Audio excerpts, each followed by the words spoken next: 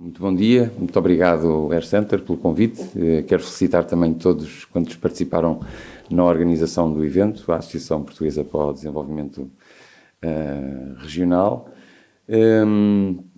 Eu comecei a trabalhar na pesca há 20 e qualquer coisa anos, na pesca nos Açores, e pouco depois iniciava-se uma discussão enorme no âmbito daquilo que seria uma das reformas da política comum de pesca.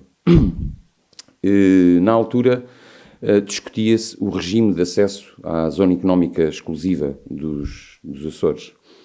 E, portanto, um assunto que nos preocupava, a política comum de pescas são um conjunto de regras que, grosso modo, se renovam de 10 em 10 anos, de acordo com o estado da arte, e portanto, o assunto preocupava-nos.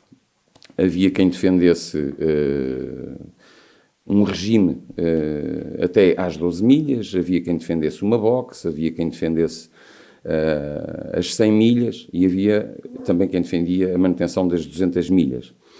Na altura sentíamos a pesca, eu nunca vi o setor e a fileira da pesca tão mobilizado na discussão de um assunto.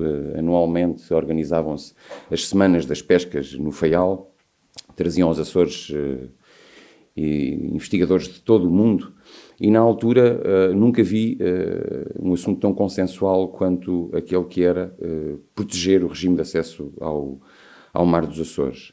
Sentimos, a pesca, a fileira da pesca, que este era um assunto que deveria extravasar a fileira, o setor, e que devia ter uma discussão mais alargada. E quisemos levar essa discussão numa plataforma mais nacional, à Assembleia da República, e o objetivo foi conseguir fazer com que este assunto fosse discutido na Assembleia.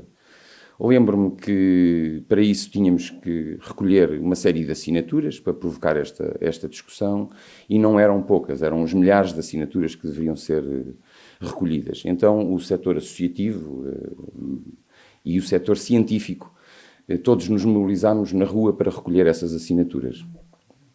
Na altura achei interessante a forma como as pessoas reagiam. Defender o Mar dos Açores, mas não há quem o defenda. Mas porquê agora esta discussão? Qual é a lógica? Desde aí até então comecei a fazer um pequeno exercício para me aperceber da relação que as pessoas tinham com o mar.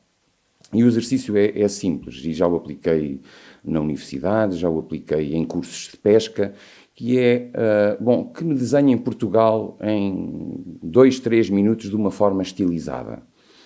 E até hoje, as pessoas normalmente desenham um retângulo, uns pontinhos que sinalizam as ilhas, e até hoje nunca ninguém me desenhou o mar. E, portanto, esta primeira abordagem faz-me crer que, enquanto nós, no nosso imaginário, não considerarmos o mar, dificilmente o conseguimos ou o vamos conseguir defender. E, portanto, esta perspectiva de território português, que inclui o mar, nem sempre é considerado. E, portanto, talvez este seja o primeiro passo para a real defesa deste território, seja nós conseguirmos considerar o mar no nosso imaginário.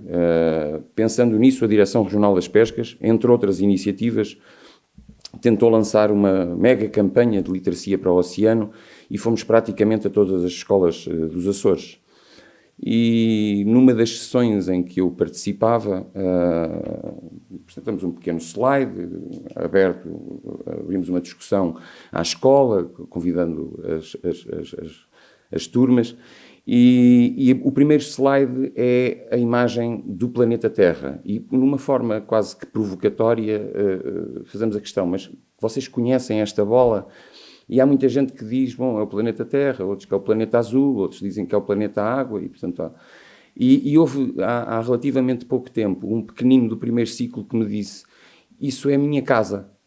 E, portanto, talvez seja esta a forma como nós, de futuro, teremos de interpretar o planeta Terra para, de facto,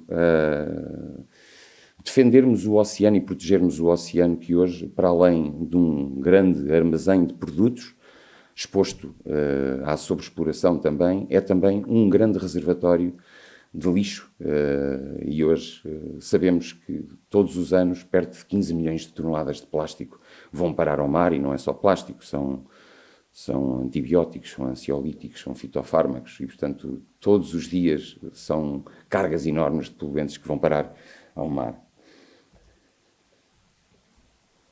Volvidos 10 anos, volta à grande discussão para uma nova reforma da política comum de pescas. E a política comum de pescas é a forma como se discute e constrói, nesta altura, foi considerada a maior auscultação pública na Europa para a construção desta política. E, basicamente, consubstancia-se num livro verde, que tem duas partes. Uma das partes apresenta o estado da arte, caracteriza cada um dos subsetores dentro da fileira da pesca, portanto, desde a investigação até ao consumo. E depois uma segunda parte que lança um conjunto de questões aos principais atores, mas, portanto, é um exercício aberto à sociedade civil. Poucos são os que participam, na realidade. Nós, nos Açores, todas as contribuições, ou praticamente todas, deixem que vos digam, foram consideradas neste regulamento da política comum de pescas. Na altura, o livro verde, e na primeira parte, no primeiro fascículo, que caracteriza ou que apresenta o estado da arte da pesca, dos recursos marinhos e do oceano ou dos mares europeus, haviam números que chocavam. Um deles referia-se à exploração dos recursos halieuticos, aos recursos da pesca, e apontava como 88% das espécies halieuticas nos mares da Europa estão a ser subexploradas. 30% dos ecossistemas marinhos dos mares da Europa colapsaram, ou seja, dificilmente voltarão àquilo que eram. E estes números, de facto, chocam. Isto deixa de ser um problema ambiental, social ou económico. Isto passa a ser um problema mais de ética ambiental. E todos nós nos apercebemos como temos que deixar o planeta para as próximas gerações. O mar, de facto, é invisível. E, portanto, os recursos halieuticos ainda mais invisíveis são. Se o telejornal abrir com uma notícia de um incêndio, é qualquer coisa que choca. Bom, um arrastão no Mar do Norte, a lavrar, a engolir toneladas de proteína, muitas vezes em que uma parte é acidentalmente capturada, isso é invisível e a maior parte de nós não tem acesso a essa informação. Nos Açores, este problema, felizmente, com esta dimensão, não é visível. Ainda assim, temos aqui preocupações suplementares. Nós temos ecossistemas muito limitados, deste 1 milhão de quilómetros quadrados, apenas pescamos em cerca de 0,8% deste território. Portanto, quem julga que por estarmos no meio do oceano e que por termos muito mar temos muito peixe, está redondamente enganado. E isto porque a maior parte da vida do planeta depende da luz e a maior parte do peixe depende do fundo. E nós não temos fundo com luz. As nossas profundidades são abissais, rondam os 3.000 metros de profundidade e, portanto, nós temos muito pouco peixe, de facto. Nesta imagem, a preto, estão as profundidades até aos 600 metros. Isto representa 0,8% deste 1 milhão de quilómetros quadrados. E, de facto, temos muito pouco território para pescar. Os ecossistemas são sensíveis, são frágeis, pescamos na orla das ilhas e em sítios, alguns deles outrora ilhas, fruto da erosão, submergiram e hoje são os bancos de pesca e, portanto, preocupa-nos sobremaneira a forma como nós exploramos os nossos recursos. No início desta legislatura, iniciámos o trabalho com um grande diagnóstico sobre a performance das nossas pescarias e baseámos ou consubstanciámos o trabalho em informação produzida pela LOTA, informação produzida pelas descargas. E na realidade, e é um desafio que eu acho que devemos pensar, é saber qual é a área de operação das embarcações de pesca nos Açores. Ter condições para sinalizar cada uma das embarcações dos Açores e saber qual é a sua área de operação para relacionarmos o esforço de pesca com o território onde se pesca em cada uma das ilhas.